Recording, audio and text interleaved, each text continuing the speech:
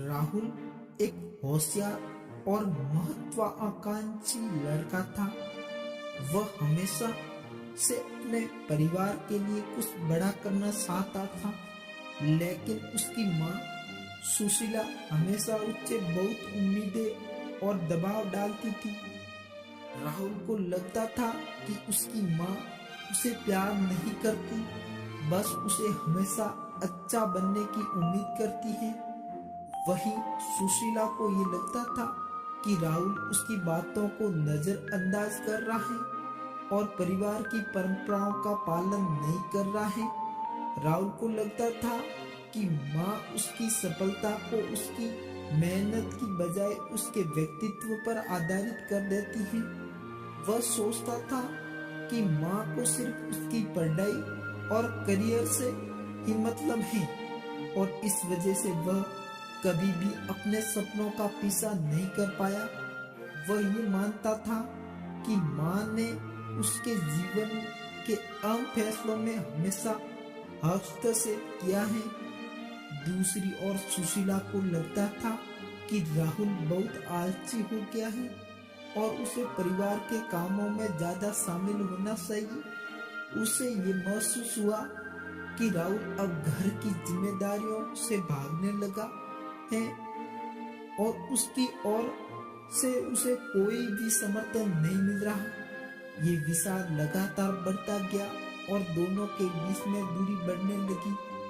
एक दिन सुशीला बीमार हो गई और उसे अस्पताल में भर्ती करना पड़ा।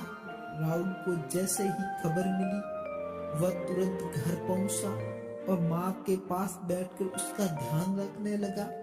अस्पताल में माँ को देखकर राहुल को एहसास हुआ कि वह कितनी बार अपनी माँ को गलत समझ चुका था।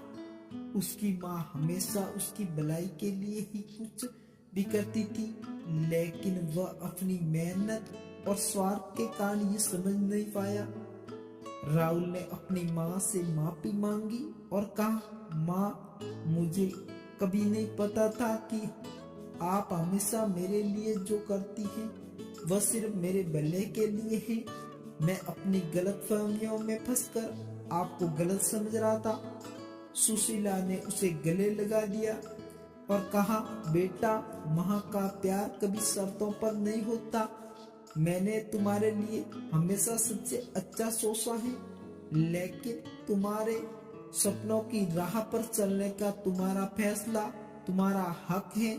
इस घटना के बाद राहुल ने समझा कि रिश्तों में अक्सर गलतफहमियां आ जाती हैं, लेकिन संवाद और सच्चे इरादे से वह दूर हो सकती है। अब वह अपनी माँ के साथ रिश्तों को बेहतर बनाने के लिए और ज्यादा समय देने लगा और अपने करियर के फैसले भी खुद से करने लगा। लेकिन माँ का मार्गदर्शन उसे हमेशा साथ मिलता रहा। ये कहानी हमें ये सिखाती है कि रिश्तों में सही संवाद की कमी और गलतफहमी के कारण बहुत बड़ी दरार आ सकती है। कभी कभी हमें अपनी भावनाओं और विचारों को समझने के लिए समय देना पड़ता है और पुराने गिले शिकवे को भुलाकर एक दूसरे को बेहतर समझने की कोशिश करनी चाहिए। अगर दोस्तों आपके साथ भी ऐसा कभी हुआ है तो अपनी राय कमेंट बॉक्स में जरूर बताएं और आप भी अपनी माँ से सच्चे दिल से प्यार करते हैं तो वीडियो को लाइक करें, शेयर करें और कमेंट करें और सब्सक्राइब करना मत भूलिए।